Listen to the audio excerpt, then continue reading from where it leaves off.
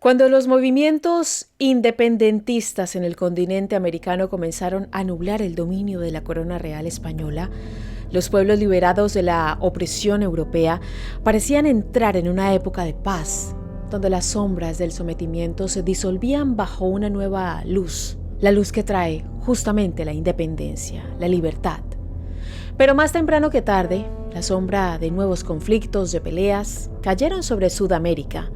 Peleas que no provenían de un agente externo, sino originadas entre los propios pueblos liberados que ahora reclamaban sus posesiones a otros pueblos liberados. Y de todos esos, uno de los más complejos, por los diversos intereses que lo atravesaron, por los dichos y entredichos que lo sobrevaloraron y por sus contradictorios orígenes, fue la Guerra Colombo-Peruana ocurrida entre 1932 y 1933. Hoy vamos a retroceder hasta las remotas causas de esta guerra para luego intentar desentrañar sus enigmas y entender sus consecuencias. Bienvenidos a mi canal, mi nombre es Adriana Chilito, gracias por estar aquí. Si les gusta este tipo de contenido, se pueden suscribir a mi canal, activar la campanita de notificaciones. De esta manera YouTube les avisará cuando suba un nuevo video. También me pueden seguir en mis redes sociales, me encuentran en Instagram, Facebook o en Twitter como @lachilito y en TikTok como @lachilito1. Gracias por ver y comenzamos.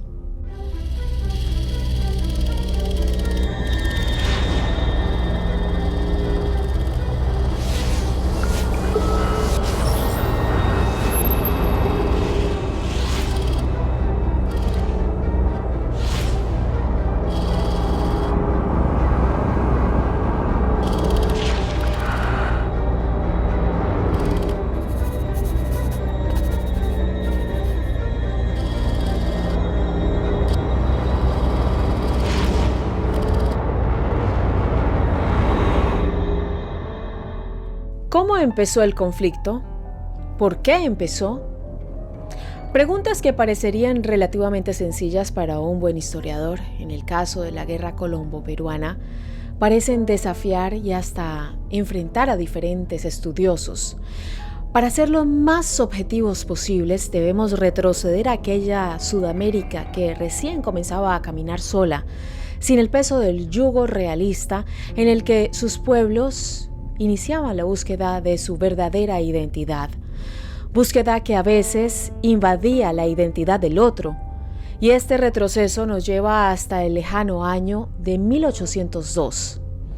A través de la Real Cédula de aquel año, el rey de España ordenaba que el territorio de Maynas, ubicado en la selva amazónica y perteneciente al Virreinato de Nueva Granada, el cual contenía entre otras regiones a la actual Colombia, debía ser incorporada al Virreinato del Perú.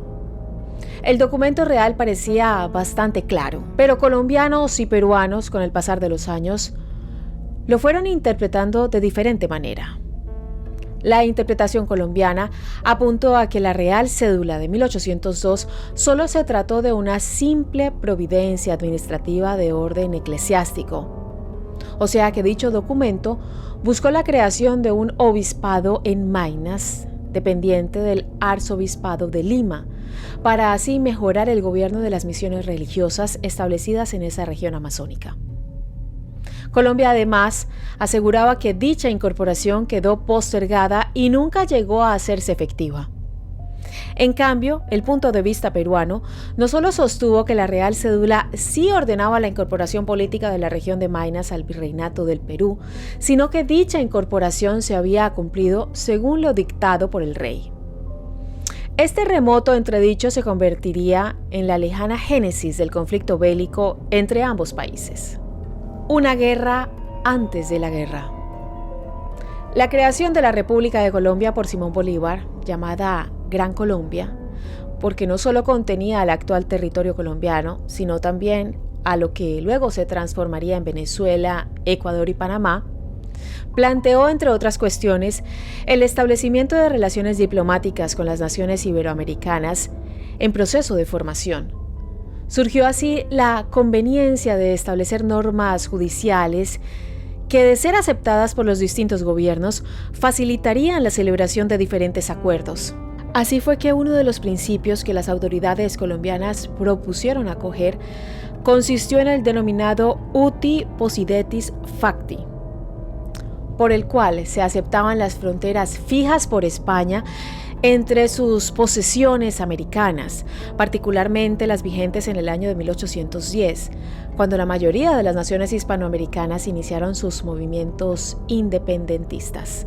El gobierno de Colombia designó entonces embajadores ante México, Chile, Argentina y Perú. Joaquín Mosquera fue el embajador colombiano que viajó a Lima para firmar con Bernardo Monteagudo, secretario de Relaciones Exteriores del Perú, un tratado de unión perpetua. En dicho encuentro, si bien quedó reconocido el principio del uti possidetis juris, la cuestión de límites territoriales se postergó, previendo ser tratada más adelante. La unión que intentaba fomentar aquel tratado fue cualquier cosa menos perpetua. En 1822, el gobierno de Perú convocó a elecciones, incluyendo como parte de su jurisdicción a los territorios de Quijos, Jaén y Maynas. Fue Joaquín Mosquera quien protestó por lo que dichas provincias fueron excluidas de los comicios peruanos. A pesar de este precedente, en 1826 volvieron a ser llamadas a las nuevas elecciones peruanas estas tres mismas provincias. Fue ahora Cristóbal Armero, ministro de Colombia en el Perú, quien presentó una protesta formal.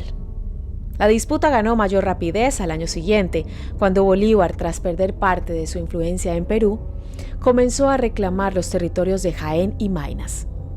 La respuesta no fue la esperada por el Libertador. En ese año fueron expulsadas las tropas colombianas de suelo peruano y se abolió la constitución vitalicia que él mismo había impuesto en Perú. Por si fuera poco, en 1828, tropas peruanas invadieron Bolivia y pusieron también fin a la influencia boliviana en aquel territorio. Fue entonces cuando la ira de Bolívar se desató sobre el Perú. El 3 de julio de 1828, la Gran Colombia, de la mano de Simón Bolívar, le declaró la guerra al Perú, acusando a este país de fomentar en Bolivia la rebelión anticolombiana y le exigió la entrega de los territorios de Tumbes, Jaén y Maynas, entre otras cosas. Luego de una feroz batalla, tanto naval como terrestre, el 22 de septiembre de 1829, ambos bandos pusieron fin a las hostilidades, firmando un tratado en el cual se llamaba a una paz perpetua e inviolable y amistad constante y perfecta entre ambas naciones. Una vez más, las palabras escritas estuvieron en las antípodas de lo que ocurriría unos años después. Esta guerra llevó a la Gran Colombia a una crisis interna que favoreció su fragmentación en tres repúblicas: Venezuela, Ecuador y Nueva Granada. Esta última incluía a la actual Colombia. La disolución de la Gran Colombia hizo que el tratado firmado perdiera valor, dejando pendiente los problemas limítrofes con el Perú. El poder del caucho. Luego de innumerables peleas y reconciliaciones entre los gobiernos de Colombia y Perú, que incluyeron varios acuerdos cumplidos a medias o directamente dejados de lado, finalmente en el año de 1922 se firmó entre ambos países el Tratado de Salomón Lozano, llamado así porque los firmantes fueron el canciller peruano Alberto Salomón Osorio y el diplomático colombiano Fabio Lozano Torrijos. A través de este tratado, Perú reconocía la soberanía de Colombia sobre las tierras comprendidas entre los ríos Caquetá y Putumayo, cediéndole además poblados a orillas del río Amazonas. A cambio, Perú recibió el llamado Triángulo de San Miguel Sucumbíos, aunque aparentemente parte de ese territorio nunca llegó a poseerlo por lo inaccesible. Sin embargo, el Tratado de Salomón Osorio, que parecía conformado para llevar al fin algo de claridad a las sombras por siempre reinantes en esa zona limítrofe del Amazonas, se topó con un enemigo inesperado: el caucho. A fines del siglo XIX y durante las dos primeras décadas del siglo XX, en Latinoamérica la economía se caracterizó por la búsqueda de recursos naturales. El auge de la extracción y exportación del caucho formó parte de este proceso, sobre todo en la zona del suroeste amazónico, extendiéndose a los países de Bolivia, Perú y Colombia. En Perú, desde 1875, se fueron creando varias colonias para la explotación del caucho, inicialmente en el territorio de Iquitos, al margen izquierdo del río Marañón, pero se fueron extendiendo hacia el Caquetá y el Putumayo.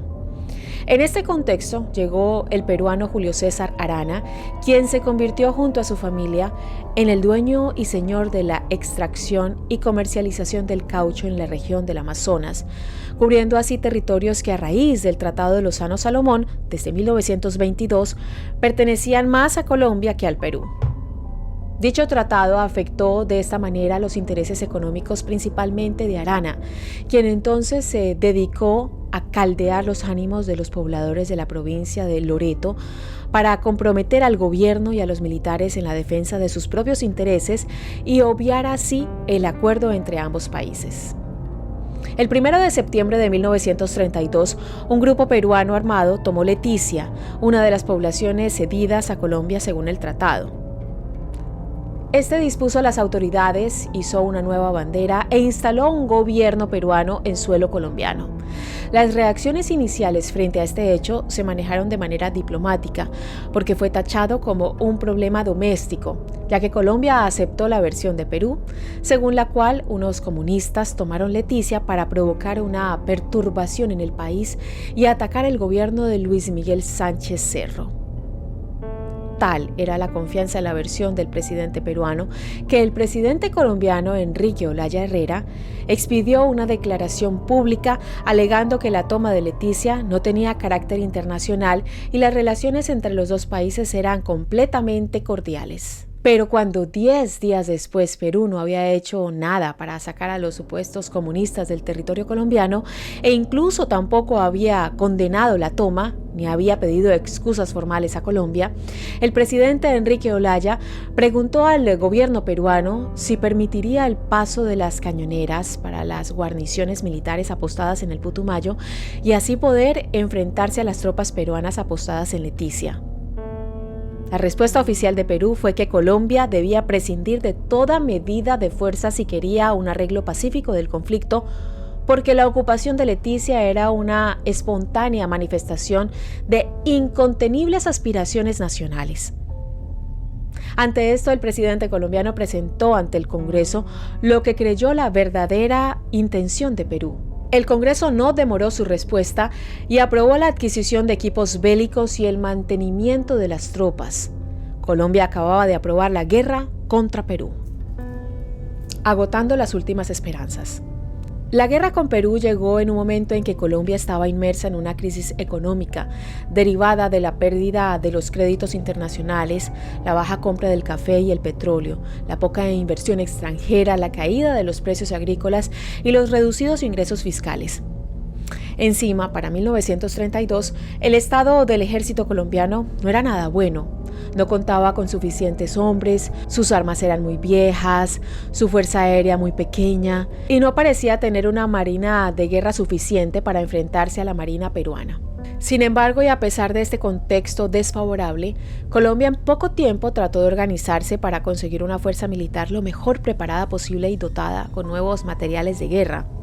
El general Alfredo Vázquez Cobo, ministro plenipotenciario en Francia, realizó la hazaña de dotar al ejército de nuevos elementos de guerra y fue quien sugirió al presidente Olaya Herrera la compra de buques de guerra para poder combatir a la marina peruana en el Amazonas.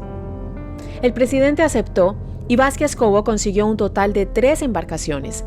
Por su lado, la Fuerza Aérea Colombiana también fue reforzada con nuevos aviones tripulados por aviadores alemanes, comandados por el coronel Herbert Boy, quienes tripularon aviones de fabricación norteamericana y viejos aviones comerciales de fabricación alemana adaptados por pilotos colombianos. A finales de diciembre de 1932 llegó a Amazonas la flotilla de barcos adquiridos por Colombia, pero el presidente Olaya Herrera no autorizó el uso de estos para recuperar a Leticia, porque conservaba la esperanza de alcanzar una solución sin llegar a un conflicto armado. Luego de que todas las mediaciones diplomáticas para evitar una guerra entre Colombia y Perú fracasaran, el 20 de enero de 1933, en la guarnición de El Encanto, 3 soldados colombianos cruzaron el río Putumayo para hacer un reconocimiento en el lado peruano. Allí se encontraron con 30 soldados peruanos y entraron en combate. Así se inició la guerra propiamente dicha. La guerra. La operación militar para recuperar Leticia se puede separar en grandes rasgos en 3 momentos. El primero de ellos inició el 14 de febrero de 1933, cuando el general Vázquez Cobo intimó a los civiles peruanos armados que ocupaban el puerto de Tarapacá, sobre el río Putumayo, a deponer las armas. La respuesta no la dieron los civiles, sino las tropas peruanas, que utilizaron 3 aviones para bombardear el barco colombiano denominado Córdoba, impactándolo con una bomba que no explotó. La Fuerza Aérea Colombiana reaccionó y una escuadrilla conformada por 3 cazas y 4 bombarderos bombardearon las instalaciones peruanas en Tarapacá. Como consecuencia de este primer ataque militar, Colombia rompió relaciones diplomáticas con Perú. El doctor Enrique Carrillo, ministro del Perú, fue expulsado de Colombia. Al día siguiente, las tropas colombianas volvieron a lanzar un bombardeo en Tarapacá, haciendo que las tropas peruanas se retiraran del lugar. Tampoco la pasó bien el embajador colombiano en Perú. Ciudadanos peruanos se manifestaron frente a la residencia del mandatario y no se detuvieron hasta saquear la casa. El segundo momento militar se dio 1 mes y medio después, cuando el 26 de marzo el ejército de Colombia atacó la guarnición peruana apostada en Huepí. El ataque duró 8 horas, hasta que las fuerzas peruanas comenzaron a replegarse y huir por una estrecha trocha hacia Pantoja. El resultado de esta acción militar fue la captura de algunos soldados peruanos y la toma de Huepí. Esta batalla convirtió en héroes a varios soldados. Entre ellos, los peruanos siempre recordarán al sargento Fernando Lores Tenazoa, quien murió mientras, junto con 9 de sus subalternos, cubrían la retirada de sus compatriotas. Por el lado colombiano, siempre se hablará del invalorable arrojo del soldado Juan Bautista Solarte Obando, quien salvó a decenas de sus compañeros, entregando su propia vida al interponerse a una ametralladora peruana. El tercer momento se dio a comienzos de mayo, cuando la flota colombiana atacó la posición de las tropas peruanas en Pucaurco, también conocido como Puerto Saravia, e hizo 2 intentos infructuosos por bombardear el sitio donde estaba la base aérea para los hidroaviones peruanos. Después, la flota colombiana desembarcó a sus tropas en la base del río Algodón, sin encontrar resistencia. Sin embargo, el evento que desencadenaría el final de la guerra ya se había producido unos días atrás, a varios kilómetros del escenario bélico. Un final inesperado. Si bien la Sociedad de Naciones, organismo internacional creado por el Tratado de Versalles, y algunos países de América ejercían presión para el cese de hostilidades, el acontecimiento que se convirtió en el principio del final de la guerra ocurrió el 30 de abril de 1933 en Lima. Aquel día, Abelardo González Leiva, militante del partido aprista, asesinó al presidente peruano Luis Miguel Sánchez a la salida del hipódromo de Santa Beatriz, luego de que el mandatario pasara revista de los 30.000 soldados que pensaba enviar al combate para reforzar sus tropas. El sucesor de Sánchez Cerro, el general Óscar Benavides, se reunió 15 días después con el flamante presidente de Colombia, Alfonso López Pumarejo, y aceptó entregar a Leticia a una comisión de la Sociedad de Naciones que permaneció 1 año estudiando posibles alternativas de solución al conflicto. De igual forma, Colombia entregó a Perú la guarnición de Huepí, 30 días después de la firma del cese de hostilidades.